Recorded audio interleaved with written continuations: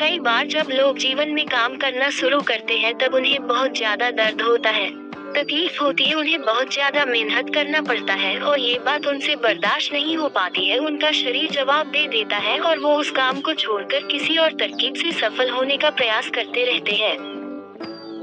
लेकिन याद रखिएगा, इस प्रकार से कोई भी व्यक्ति जीवन में सफल नहीं हो पाता है। याद रखिएगा कि सफलता का मार्ग मेहनत, दर्द और तकलीफ से होकर गुजरेगा और यह आपको सहना ही पड़ेगा, तो इसके लिए आप हमेशा तैयार रहिए। तो चलिए इस बात को एक कहानी के माध्यम से समझते हैं। एक बार एक मूर्तिकार अपनी छीनी और हथौड़ी से एक पत्थर को भगवान की मूर्ति का आकार देने का प्रयास कर रहा था। जैसे ही वह छीनी पर अपना हथौड़ा चलाता, वो पत्थर चिल्लाने लगता और कहने लगता कि ये क्या कर रहे हो, मुझे इतना मार क्यों रहे हो, मुझे बहुत दर्द हो रहा है, तकलीफ हो रही है, पीड़ा हो रही है, मुझे अपने हाल पर छोड़ दो और यहाँ से चले जाओ। मूर्तिकार ने उस पत्थर से कहा, मुझे बहुत अच्छे से पता है कि तुम्हें बहुत ज्यादा दर्द हो रहा है, तकलीफ हो रही है और तुम बहुत ही ज्यादा पीड़ा में हो, लेकिन यदि आज तुमने इस दर्द को नहीं सहा, इस तकलीफ को नहीं सहा, तो जीवन भर तुम यही इसी प्रकार से पड़े रहोगे। मुझे पता है कि तुम में आगे बढ़ने की अपार संभावना है, तुम एक बहुत अच्छे पत्थर हो, लेकिन यदि तुम इसी प्रकार से रहोगे तो कभी भी आगे नहीं बढ़ पाओगे। इतना कहकर मूर्तिकार औजार उठाए ही थे कि पत्थर फिर से चिल्लाने लगा, गिड़गिड़ाने लगा, विनती करने लगा कि मुझे अपने हाल पर छोड़ दो। मुझे पता है कि जीवन के लिए कौन सी चीज सही है और कौन सी चीज गलत है। मुझे बहुत ज्यादा दर्द हो रहा है, अब मैं इस तकलीफ को बहुत ज्यादा नहीं सह सकता। मैं जिस हाल में जो उस हाल में छोड़कर मुझे तुम ये से चले जाओ। उस मूर्तिकार फिर से उस पत्थर को समझाने की कोशिश की, ज्यादा अधीर मत बनो और अपने सब्र को बनाए रखो थोड़ी देर और इस दर्द को सहो। यदि इस दर्द को सह लिया तो मैं भगवान की मूर्ति के रूप में तुम्हारी स्थापना करवाऊंगा और फिर दूर दूर से लोग तुम्हारी पूजा करने आएंगे और पंडित और लोग तुम्हारी सेवा करेंगे। लेकिन पत्थर ने उस मूर्तिकार की एक भी बात नहीं मानी, वह चिल्लाता रहा और अपनी बात पर अड़ा रहा।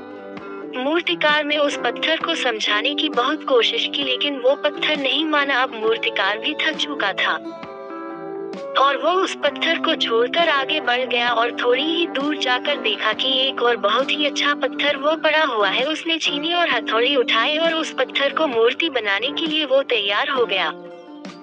मूर्तिकार ने छीनी और हथौड़ी का वार दूसरे पत्थर पर जारी रखा। दूसरे पत्थर को भी दर्द हुआ, तकलीफ उससे भी हुई, लेकिन उस पत्थर ने बर्दाश्त कर लिया और देखते ही देखते थोड़ी समय के बाद उस पत्थर ने भगवान की मूर्ति का रूप धारण कर लिया। थोड़ी दिन बाद उस मूर्ति की एक मंदिर में स्थापना हो गई। धीरे धीरे करके लोग वो पूजा पाठ करने आने लगे, लोगों की मन्नतें वहां से पूरी होने लगी और वह मंदिर बहुत ही ज्यादा प्रसिद्ध हो गया।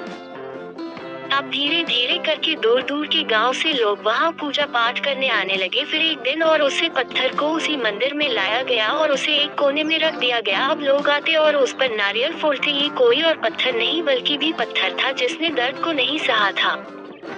अब वो पत्थर मन ही मन बहुत ज्यादा पछता रहा था, दुखी हो रहा था और अपने आप से कह रहा था कि काश मैंने उस दिन उस दर्द को, उस तकलीफ को सह लिया होता तो आज लोग मेरी भी पूजा करते। इसलिए आप भी अपने जीवन में हमेशा याद रखिएगा कि जब भी आप अपने करियर की शुरुआत में किसी काम को कर रहे हो, पढ़ाई कर रहे हो या कोई भी काम कर रहे हो और उसमें आपको दर्द हो रहा है, तकलीफ हो रही है, ज्यादा मेहनत करना पड़ रहा है, तो आप रुकिएगा मत, किसी और रास्ते की शुरुआत मत करिएगा, क्योंकि कोई और रास्ता आपको सफलता नहीं दे सकता है। आपको उस दर्द को, उस तकलीफ को सहना ही होगा और उस दर्द को, उस तकलीफ को सहकर आप ज्यादा मजबूत बनेंगे और तभी आप अपने जीवन में आगे बढ़ पाएंगे। और जीवन में हमेशा याद रखिएगा कि आपको पहले पत्थर की तरह नहीं बल्कि दूसरे पत्थर की तरह बनना है। यदि ये कहानी आपको पसंद आई हो और इससे कोई सीख मिली हो तो अपने दोस्तों और अन्य लोगों के साथ शेयर जरूर करिएगा।